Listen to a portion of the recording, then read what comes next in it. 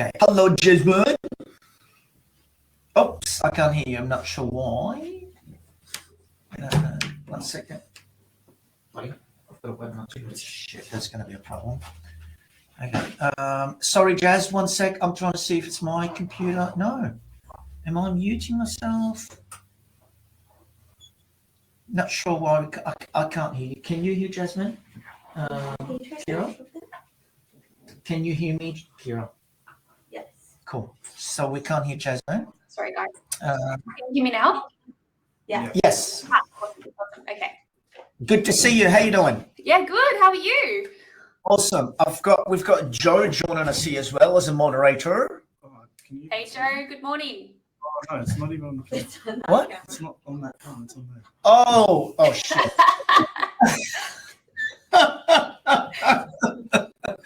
Oh, this is beautiful. All right. So anyway, Joe is sitting in there as a moderator as well. He's going to follow how you do things in terms of being able to ask some questions and have them answered. Awesome. Beautiful. Go team, 4 of us. Kira, Jazz, and Joe. All right.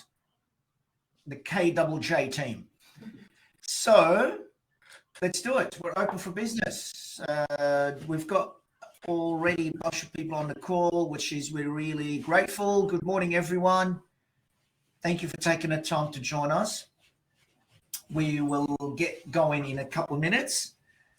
In the meantime, I'll just want to thank the team here at Martian, Kira behind the scene, and Joe and Jasmine in as moderators. So thanks for your help, guys. Appreciate it. Today's webinar is some kind of almost a conclusion of all the work that we've been doing in the last few webinars, talking about different parts of the platform, the recruitment parts and the onboarding and the change of conditions and offboarding and the full employee life cycle, the org chart, etc., etc. And now we wanted to cement all that together, and in particular cementing the idea of the org chart being at the center of all these activities. So we want to share our vision that a lot of you already using a platform this way, I'm sure, and or at least a minimum is aware of that vision. But just in case, to reiterate that vision, that our vision is to have the org chart being at the center of the HR activities, such as the full employee life cycle, which includes the recruiting and onboarding new employees, the managing of existing employees, and the offboarding of existing employees. And so we want to cement the idea. So we are going to go to the org chart, start recruiting someone from the org chart, and show you how that person pops up in the org chart automatically as soon as they completed their pack. And then we will go and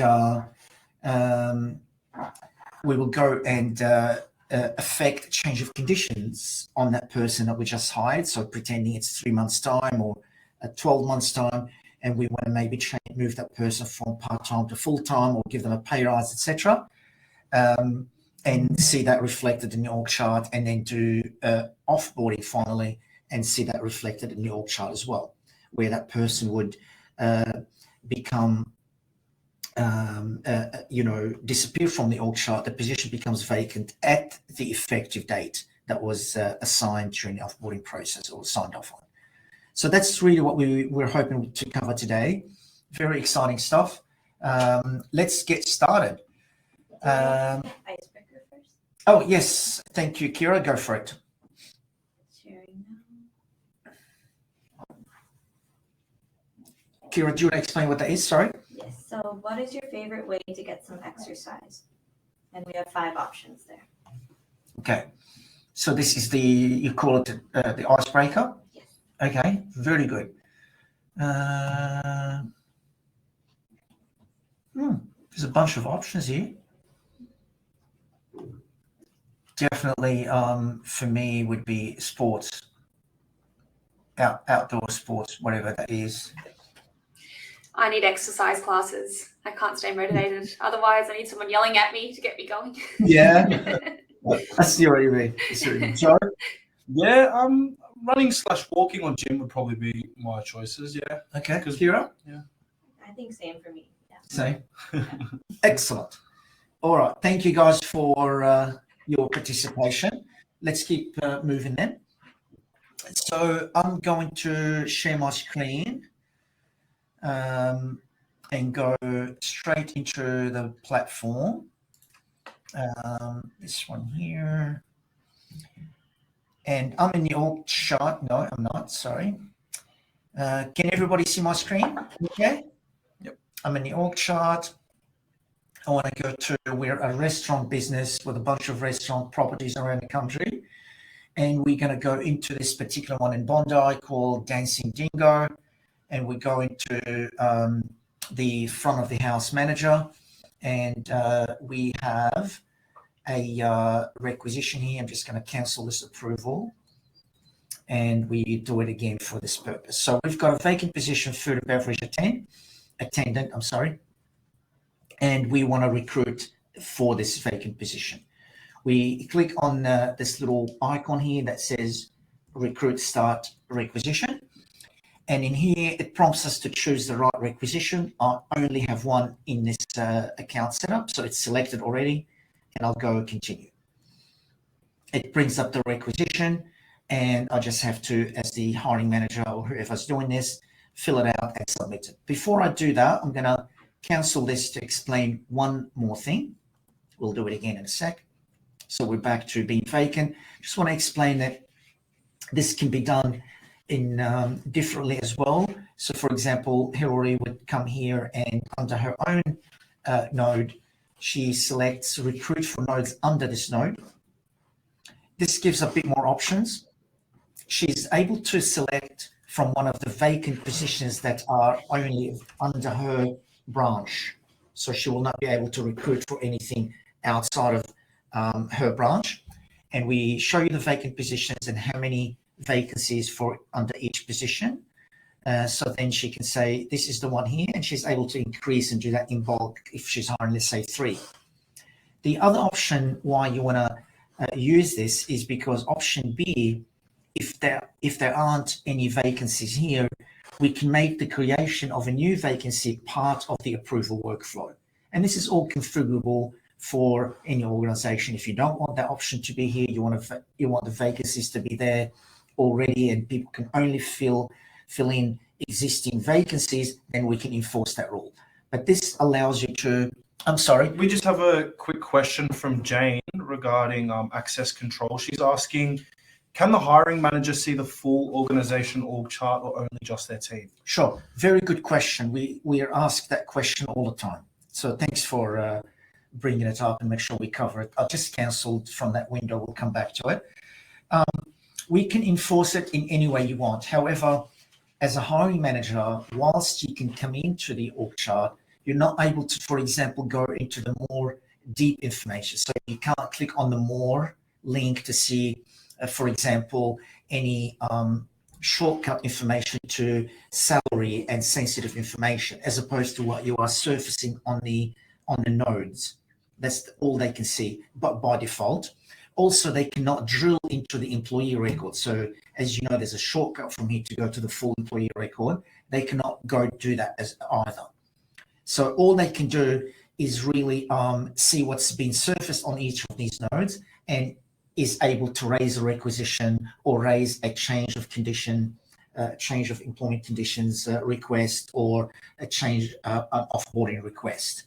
We don't believe this is dangerous. However, we can also restrict it. We have the ability to restrict them to be only able to see the nodes under their branch, under them, in other words. Does that address your questions, or is there any follow-up maybe questions that something I didn't address? She's asking, is that for the full org chart?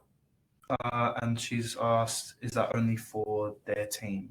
Yes, covering. Sure. So what I was saying before, by default, and we can customize those roles. We've built the ability about 12 months ago for you to build your own roles even and be able to have very finite access to those users.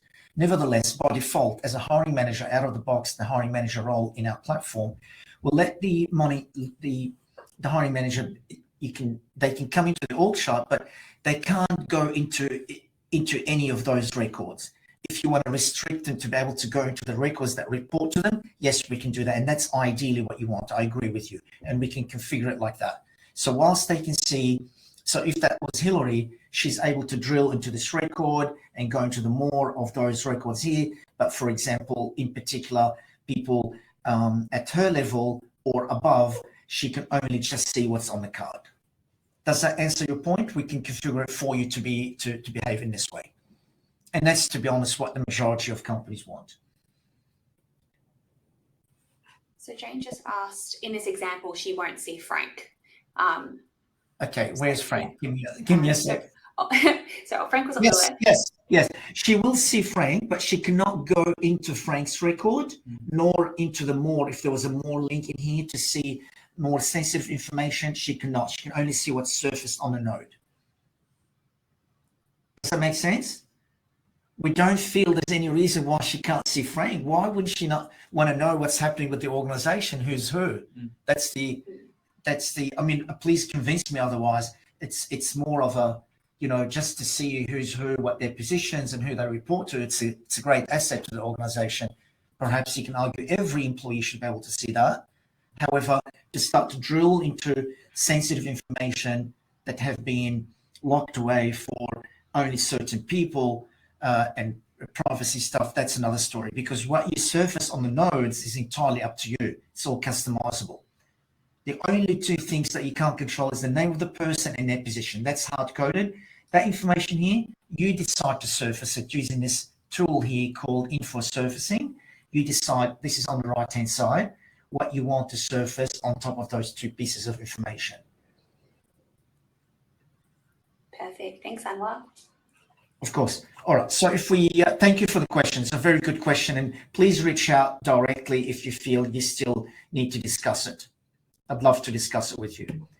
I'm going to go back to the position that we were trying to fill, and I was explaining that you could start the recruitment process from here by saying recruit. I want to recruit for nodes under this node, and what that allows you to do, to have option B, if the position, the vacancy is not there, you can create the vacancy on the fly, and it becomes part of the approval process to approve the creation of that vacancy, as well as filling it, of course.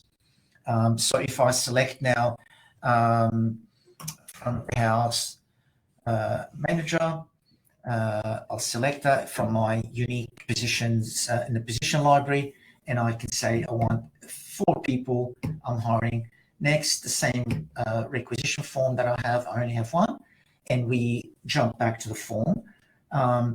What you'll see is in the org chart, we create those nodes.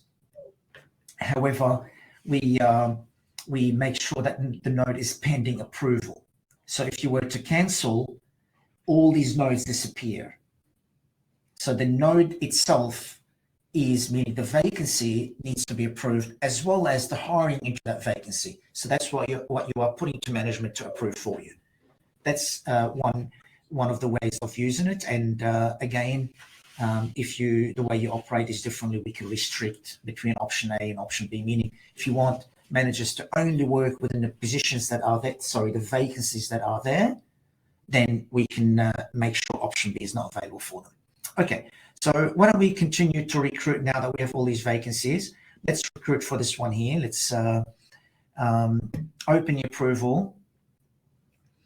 And as you can see, the position is already there, front of the house. Oh, I selected front of the house manager.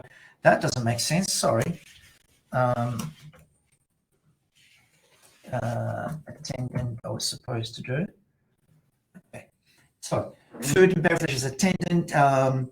It's an employee, the location, we will pick the Bondi. It should have been picked already. I'm not really sure why that wasn't there. Nevertheless, that's the property where that person is going to be working. it's an employee, we need to select now either part-time or full-time. We're going to select the part-time. It confirms that this position has been curated by the HR team, meaning it's been linked into all the enterprise agreement that the restaurants, this business has in that state. So it's all ready to go. We don't need to do anything. By default, we have a 3 days a week for the part-time, but that will be finalized when we are speaking with the candidates and when we're negotiating that final offer. Then you correct that to whether it's 2 days or 4 days or whatever. You can enter that as instead of FTE as hours per week if you prefer. So you can say, I want it to be 30 hours per week, for example. And we're going to click on save. From the levels point of view, we're saying when we're hiring in that position, it depends on the experience. These are the levels where they can be. And we will finalize which level at the offer as well. Same as the start date, for example, will be finalized during the offer. And that's what we will see very, very shortly. So this now captures all that information to create that visibility for the approvers. Department, it is... it's the wrong probably departments. It's probably something I did for another demo in a different industry. Okay, so we're going to submit this for approval and approve it very quickly so we can move on to what we want to do. It reflects in here that these nodes are undergoing a pending approval, undergoing a requisition, which is in a pending approval status. So you can see that. If we go to my email now, I should see a request to hire here. The way this is set up, we should have probably gone quickly through it. The way it's configured is to the HR manager for accuracy. That's how it's configured. They want to take a look and make sure they have the ability to edit things about the remuneration if they need to. Then it's going to go to the head chef, then to the MD in the business. And finally, when it's all approved, the HR team will pick it up to help with the recruitment. That's how this account has been configured. So this is the email where the HR manager receives the first approval, and you can see they have the ability to override anything here if they needed to. This is how they wanted it to be configured. It's all good. We're not going to make any changes, and we're going to go ahead and approve it. You can type a comment if you like, or you can simply approve it. I'll just close this tab, and there should be another email here requesting approval as well. It's actually 2 emails because the way it was configured, it's either the MD or the head chef can approve it at this stage now. So that's why there's 2 emails, because I'm using my email address for both users. So ignore the fact there's 2. Only one is sufficient to do it. This is the restaurant manager. And you can see they don't have the ability to edit this anymore. This is how it was configured, and they're going to approve it. Now I think the final approval will be prompted, so a new email should pop up here. That's it. This is the MD, and we're going to approve it quickly. And as you know, guys, those forms, the approval forms, they are responsive. You can see they look like you're on a mobile because they're built mobile first. So no matter where, once they get the email, they click on it, whether it's on their mobile, no matter what device, mobile device, or a tablet, or a desktop, etc., they'll be able to approve it beautifully. Something we worked very, very, very hard towards all the time. So I believe it should have been approved now. So if I go to, as the HR user here, to jobs, the HR person now is prompted to start the recruitment. So I can say I want to complete this, but I happen to have multiple recruitment workflows as an organization. So I'm prompted to choose which workflow I want to use for this particular type of role. We're not going to worry about the design and advertising, all that. We're going to jump quickly, pretending we want to link people from our talent pools, from our database, as opposed to just posting, relying on advertising. I'm going to link an existing candidate, which is based on my email address and me. To quickly move on with this, I'll link this user, this candidate here. to the job. And now we have a list of candidates, combination of posting and talent pools, and we've been shortlisting, etc. This is the person we want to make an offer to. We've already interviewed them, etc., etc. We're going to jump quickly to the offer stage, offer finalization. And this is where we are prompted to finalize the remuneration. You can see a big red button in here, and you can't move on from this until you decide on this. And the decision is which level, because initially we said they could be starting in either of these levels depending on experience, etc. So now all I do is choose the level, and all the information is there for me. If I then hit save, then that has been locked now, decided. The last thing I want to do is finalize the start date. I'll say it's next Thursday, a week from now, and save. There's a couple of things here as well, like the part-time roster. I'll say these are the 3 days where they're going to be working, and that's about it. I can write a justification report and send all of this for approval, and I'll show you very quickly how that works. I'll write a justification report. They have great experience in the same food category. Right, and submit for approval. Ignore what I'm doing here, you'll see in a minute. So we sent it for approval. There should be therefore an email here as well for the approval. No.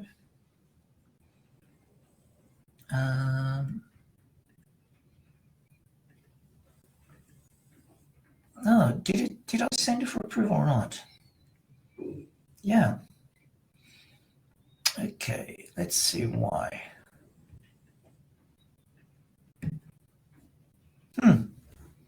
Where's the approval email? Did I submit it for? I might have clicked on the submit without approval button or something. Just this is the admin tab. I'm going to close it, back to the HR user.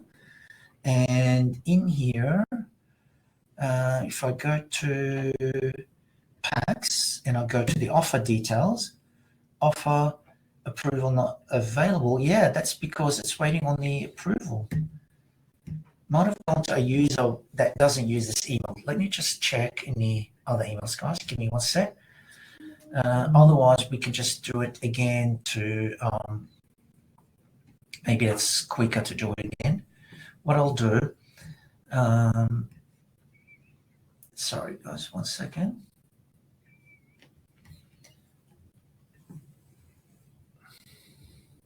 Everything's slow at the moment for some reason, my computer. All right, so I'll check my email one more time. Otherwise, here's what I'll do.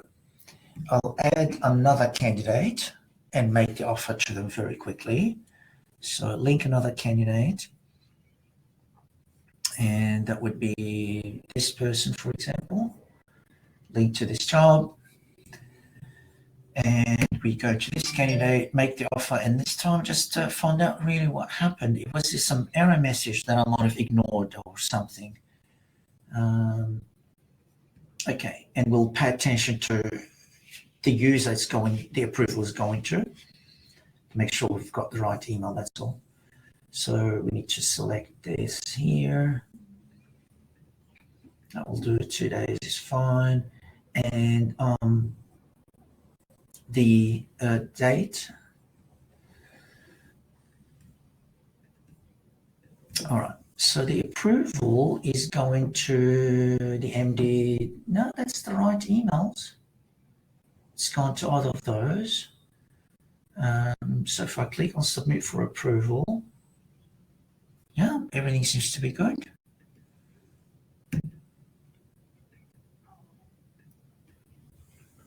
Here you go.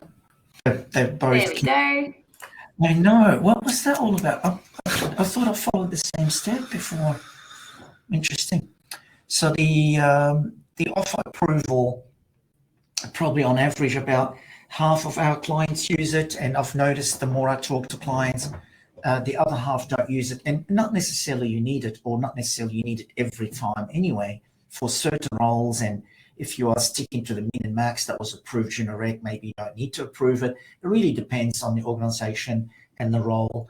But if and when you need to have that person and the offer to that person approved against the original rec, this is exactly the page that you want to use. And that's, that's not an additional cost or anything. I'm trying to sell you anything. That's part of the recruitment and onboarding offering that you would be paying for. So this allows you to, this is what the approver will be able to see.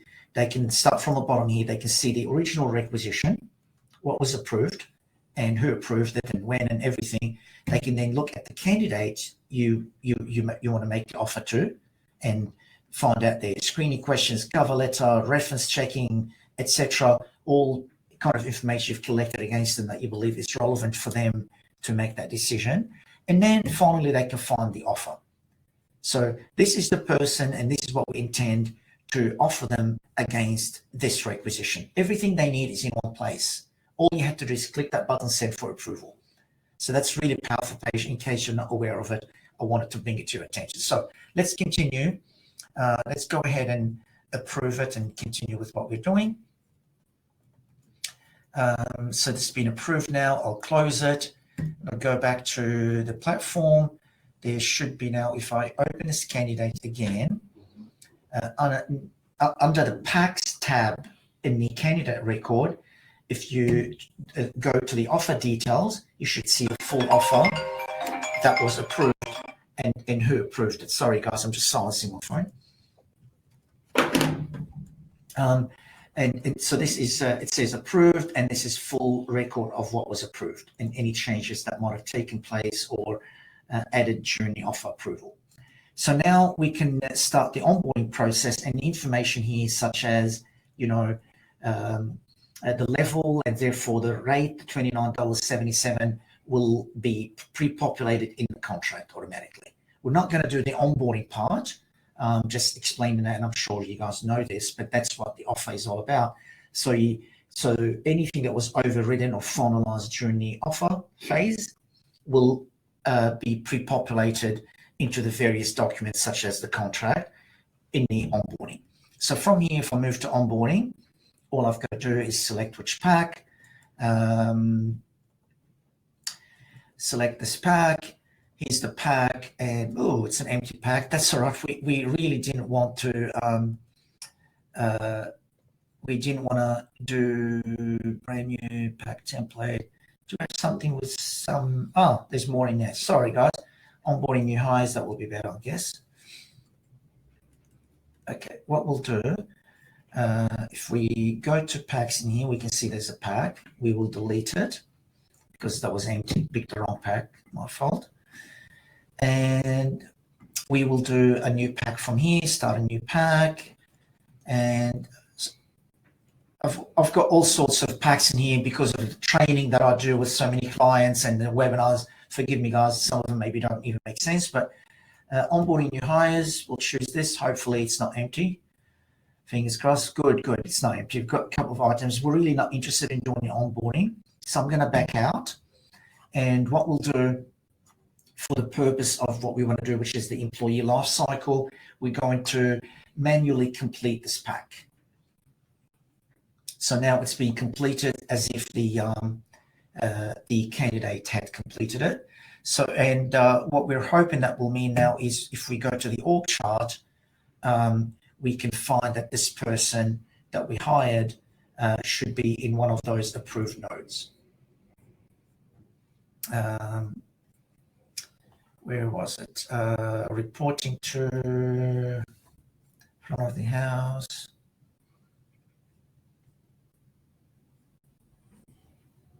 This one here. The no, not front of the house manager. No, what was it?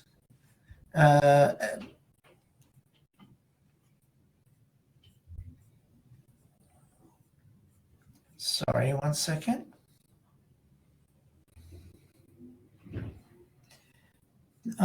This is not making sense so far. Give me a tick. Make some sense out of this.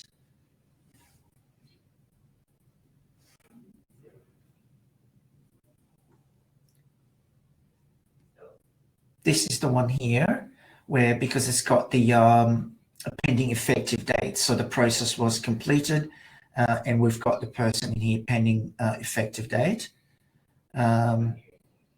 So that's how the person that you hired will pop up in the org chart. If I click on this, it's going to provide a little bit more information. Effective date in 7 days, which is correct, and at the 7 days, this status here will be disappearing, so this becomes a normal employee record in here. So that's the recruitment life cycle, if you like, when we are starting from the org chart. The second thing we wanted to do we have any poll questions you want to do before I start on the next part of the demo? Yeah, we can put one up right now. So the question is, do you initiate employee-related processes directly from your org chart currently? Mm-hmm. Okay. Employee-related processes. So just trying to get a better gauge of the way people are using their org charts, if they're actually using it for more than just a visual reference. Uh-huh. Uh-huh. That makes sense.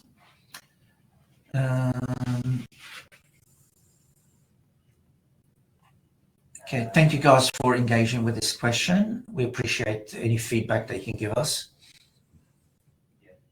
And again, these are polls, so we don't know who said what, if there's any sensitivity from the privacy point of view or anything, guys, although it's a pretty straightforward question, but it's just a poll. We only know 10 people said this or 5 people said that. That's all we know.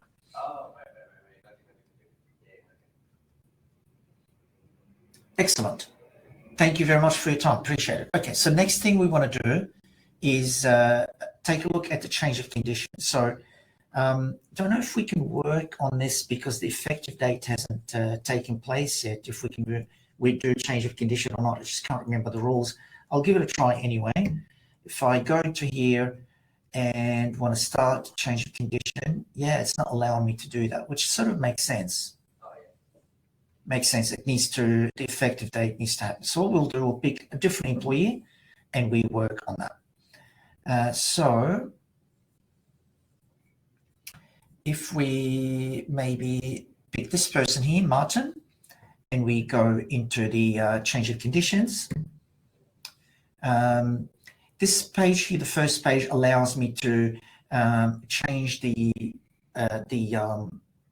who the manager, who to report to. So if I go back here, if the changes are, the position is the same, or at least they remain reporting to Hillary, meaning they will still be in the same team, as opposed to the reporting line is changing.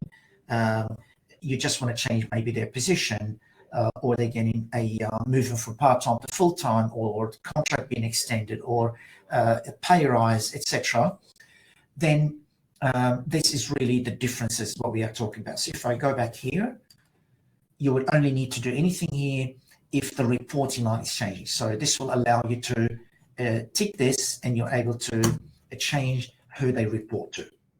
Otherwise, you leave it as it is and go to the next page. So I'll cancel and I'll start again just to make sure we're on the same page. I'll leave it as it is. They're still reporting to the same person. I'll go next. And in here, there's only one form. No, I've got multiple forms. So it's asking me to select which form, change the condition form. So I'm going to select this and I'll go next. In here, it's showing me that the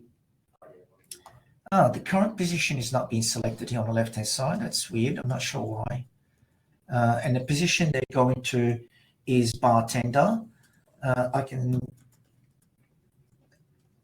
sure. The position should be there already, and the data for the remuneration data should be there already, and you're able to clearly change it here. Let's say we're going to move them to a full-time. If we just park that little thing, the issue. Not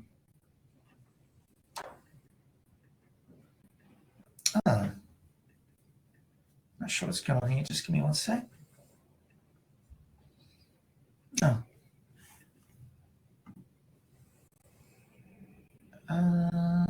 You might need to add the job family first. There we Thank go. you very much. That's true. Yes, yes, yes. So that position that we selected wasn't curated, and we didn't associate which job family it's linked to from the position library. So this is the change that we're asking, requesting the approval for. The effective date, we want it to be, say, immediately or in a few days' time. We'll say it's on Monday. Save, and we send it for approval, or we submit it without approval. I'm just going to do it without approval. So there's a change of condition and it's been approved. So now if I need to send a contract, I can then start a pack process from here, and that will only narrow down the packs that are flagged to be of the category of change of conditions. You can see, you can only see 3 in here. So I'll select this pack, and it's the same thing. You finish your pack and you send your pack. This is clearly not the right pack. Just a quick test. And so now it says it's it should reflect the status. I'm sorry, which one? Where were we?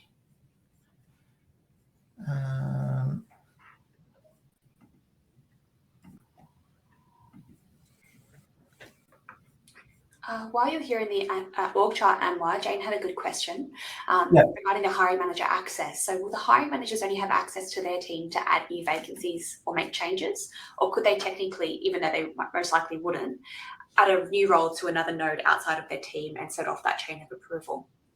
Okay, let's break this down into, there's a sort of couple of questions there. We do, in our humble opinion, although you can do whatever you like, but we don't see why the hiring manager couldn't access the org chart.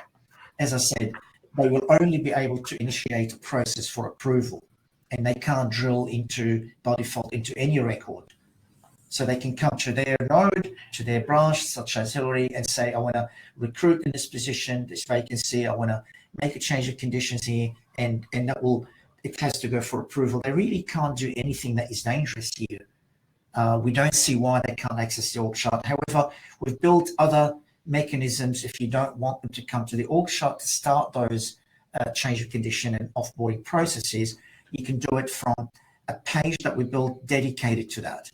Under the employees, we have a new page called Lifecycle, employee lifecycle, that is dedicated for that purpose, where you can initiate the change of condition from here by selecting who the employee is and then go from there. Or, there's a couple of ways to do it. Or from the employee record itself, you can say, I want to make a change of condition on the employee. So we will find the access control that works for you. There's a bunch of tools available for us to do that. However, I would love your feedback about why the hiring managers, why you would be uncomfortable for the hiring managers to be from the org chart initiating those processes, such as change of condition request.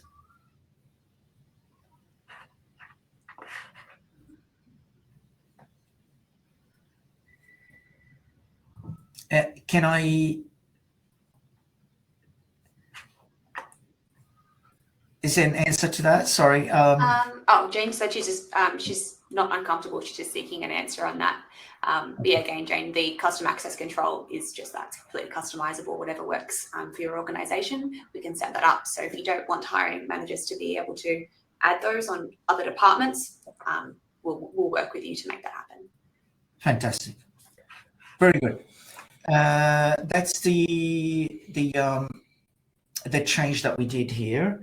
So if we were to say we sent the pack, just wondering if we can approve the pack, complete it manually so we can see what happens, which is good. We're doing that now. So now this changes to the effective date. So it's been change of conditions, all been done, and this tells us the effective date in 4 days, and at the effective date all that will be removed and it'll be business as usual. And in terms of when you go into the employee record, under the work history, you will see full knowledge of every change of condition or offboarding that has taken place. So every position this person moves across or up and down, etc., there will be a record here for all of them. So for example, this is the last one that we did. What's the date here? Sorry, that's the wrong record. Are we in a wrong place here? The wrong candidate. Sorry, I can't remember which one. Employee, I beg your pardon. Can't remember which one we did the change at. Was it Martin? I really can't remember. Sorry. I think it was Monty Martin. Was it? Okay, so yeah, I'm wondering why then in the position history, this says 10th of November, a bartender, or if I click on the, there's no, it says, oh, yeah, I'm not sure why we couldn't see the approval request that we just sent, which I can assure you to all be here. So this will give you the full history of any change of condition that took place. And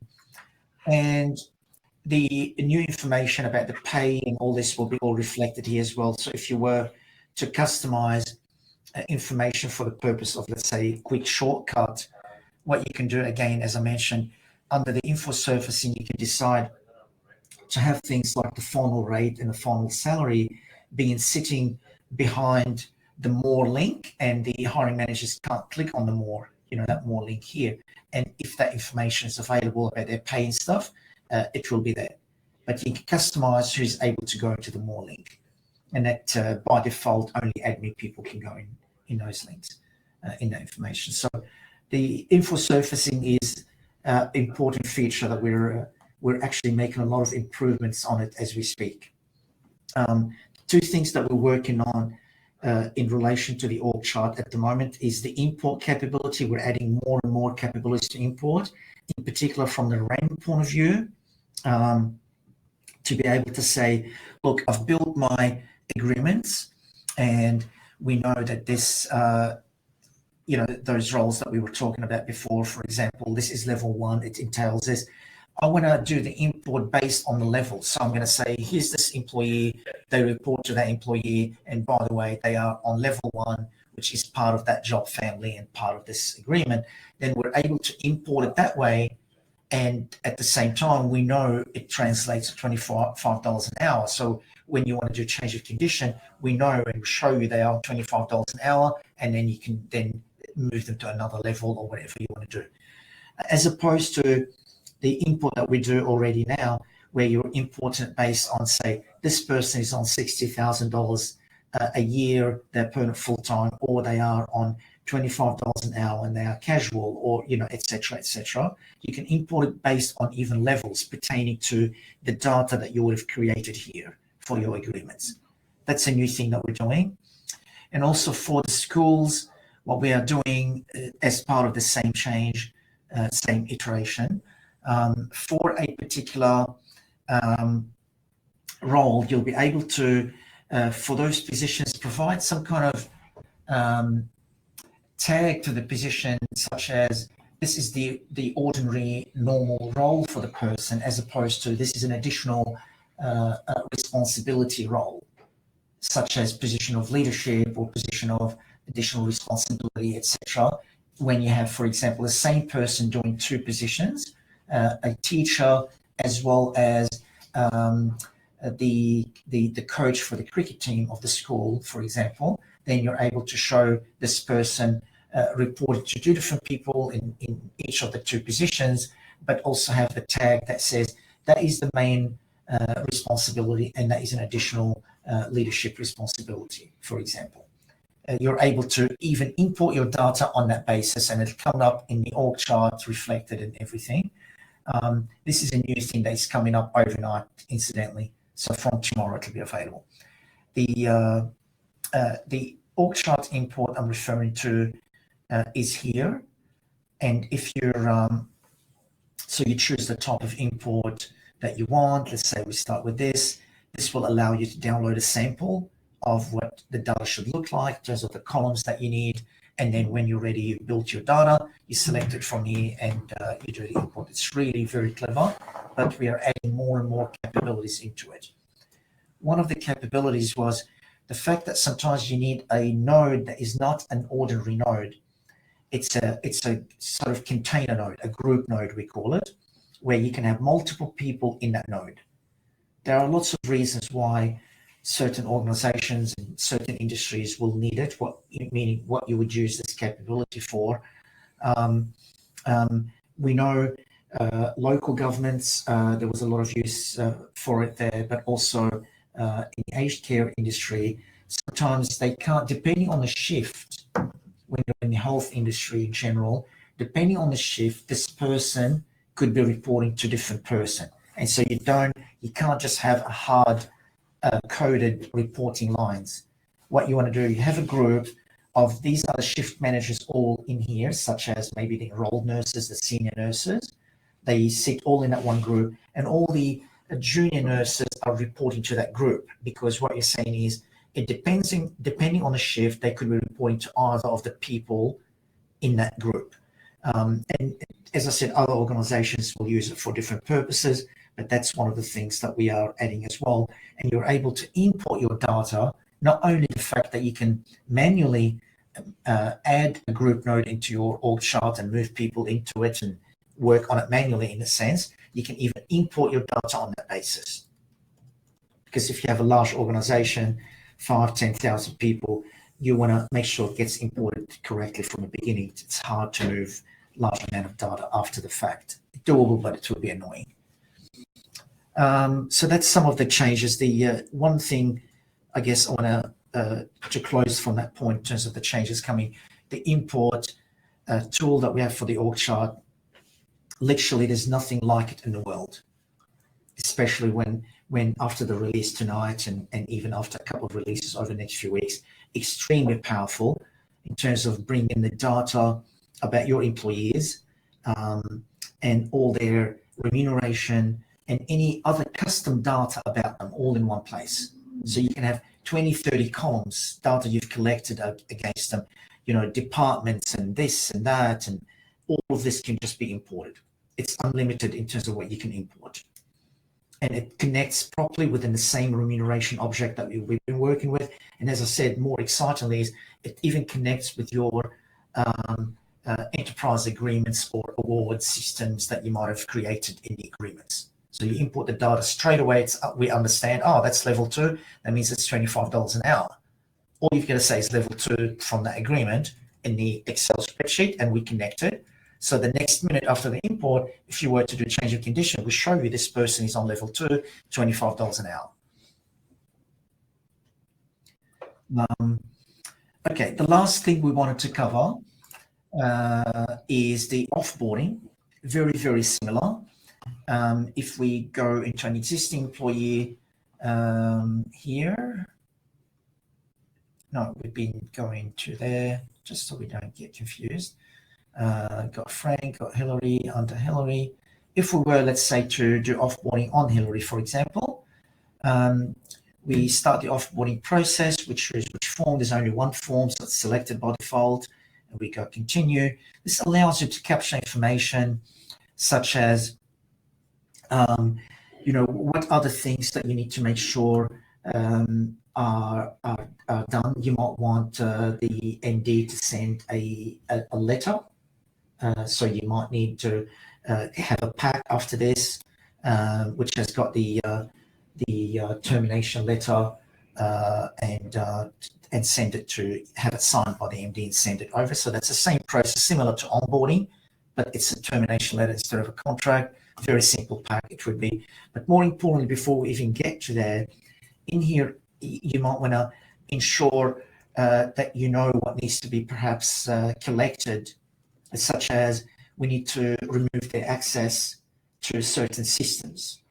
So that's a deprovisioning. So the IT team need to know that, need to be aware of that. So the manager will tick a bunch of systems that they need them to be removed from, deprovisioned from, and then you can later when the offboarding pack is sent, which has got the termination letter, you can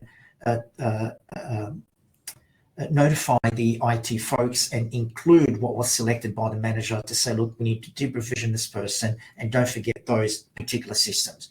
But the IT person should really know. Same with, for example, physical things. They might have a car, etc. You tick all that stuff, and then different people from the procurement or whatever, they need to take care of those items as well.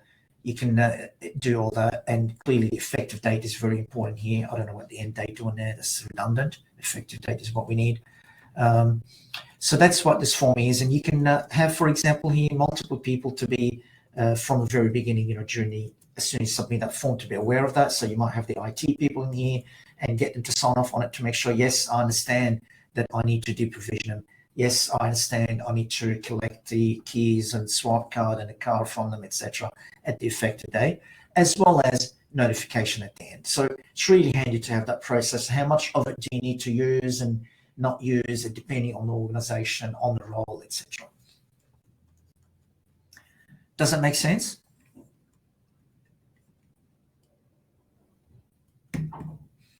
Any questions, guys, about anything that we covered today? Because from the demo point of view, that's pretty much what I wanted to cover.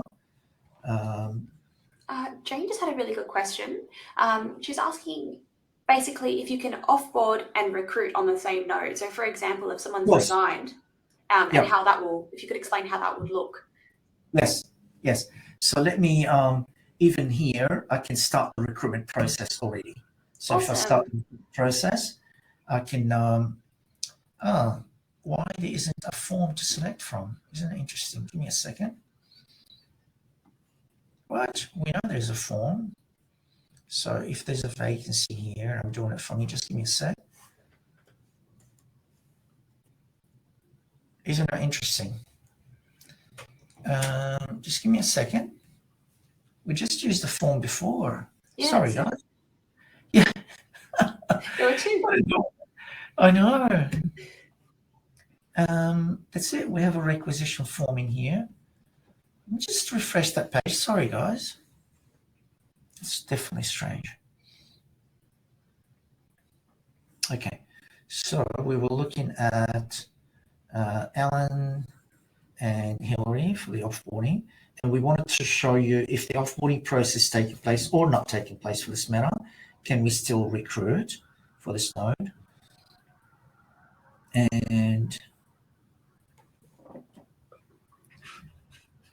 okay,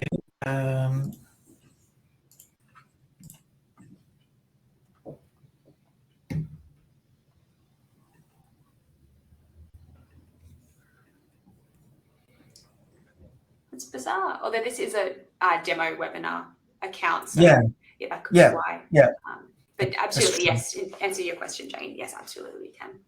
It's so, like, I can even show you, as a matter of fact, in here, I've got, I'm sure, see, that's an example here of the CFO. Yeah, something we started before for that reason. So the CFO position, there's the current person, Steve Smith, and there's currently we're recruiting, and we're in a draft node here, a draft mode for in the recruitment process into this node. And this could be undergoing offboarding or not even, doesn't really matter.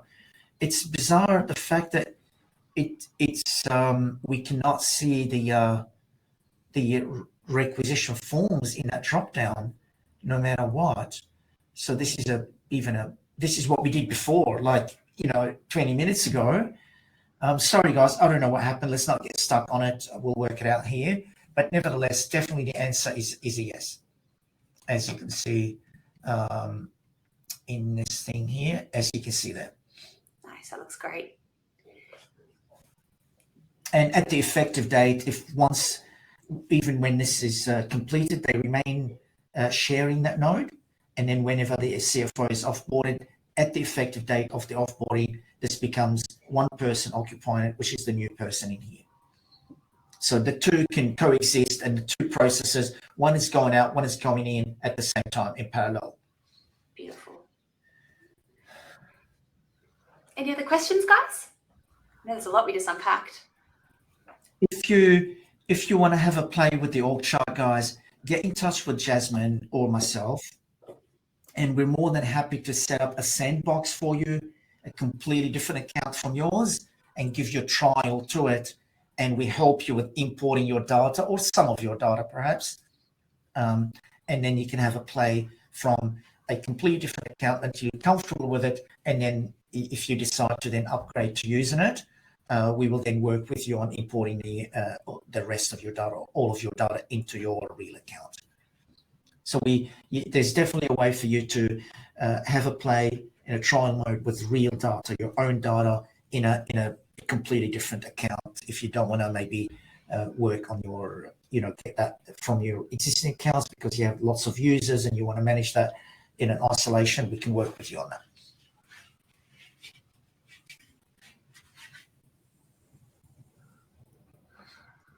We have one more poll we can do before it drops off.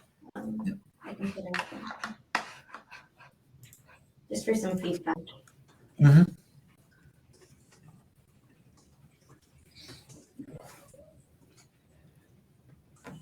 So we've got the last poll, which is a feedback about the webinar. And I know we've had a few hiccups, so by any means, say it as it is. We just want your honest feedback here. That's what will allow us to know what to do next and feedback on the product. So please, as I said, it's a proper poll software. We don't know who said what, so please be honest. We want to hear it as it is. We really appreciate your time and your expertise in the area, so your feedback means a lot to us.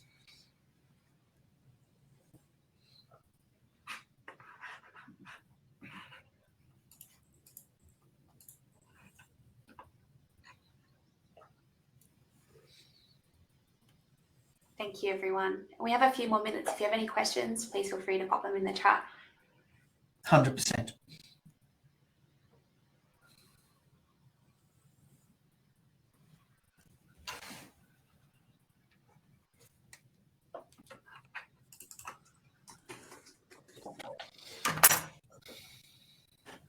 Also, just in case anyone wants to see the previous videos in the training series. Do you want to speak up so people can hear you? Yeah, just in case anyone wants to see the other videos in the training series, I'm just going to pop up the link right now. Brilliant. Yeah. Awesome. Thanks, Kira. That's all right.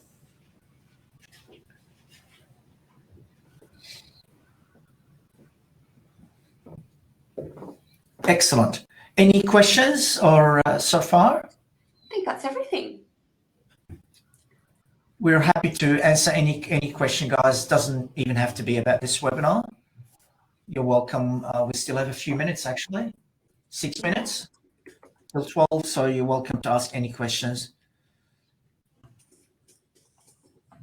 Otherwise, have a great rest of the week and the weekend around the corner. So enjoy it, and thank you for your time again, guys. We appreciate you. Thank you. I've just popped our email addresses in the chat as well. If you have any questions, please feel free to reach out to myself or Anwar. We'd be delighted to set you up with a sandbox account to try out the org chart as well. Exactly. Thank you all. Talk to you soon. Bye. Thanks, everyone. Bye.